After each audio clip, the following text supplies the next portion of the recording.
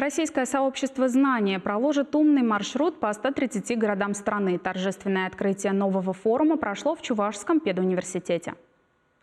На площадках умного маршрута приглашенные гости делятся своими знаниями в сфере культуры, науки, экологии, карьеры, спорта и благотворительности. Опыт доносит до слушателей через лекции, мастер-классы, дискуссии и дебаты. Символом проекта был выбран брендированный автобус, который совершит 30 тематических поездок. За один рейс лекторы общества знания посетят 5 городов из одного федерального округа. Мы в каждом городе делаем такое мероприятие, то есть выступаем, круглые столы, читаем лекции, потом садимся в автобус, едем в следующий город и так далее. В прошлом году формат умного маршрута был очень востребован среди молодежи. И в этом спикеры хотят дотянуться до каждого молодого человека, который хочет получить знания из первых уст. Поэтому очень грамотно прокладывают свой маршрут, заезжая даже в отдаленные города России. Просвещение как раз-таки ломает все эти преграды, мы доносим до них информацию, и люди совсем по-другому относятся уже к проектам каким-то, да, к законам, к внедрениям и инициативам. Достигается такой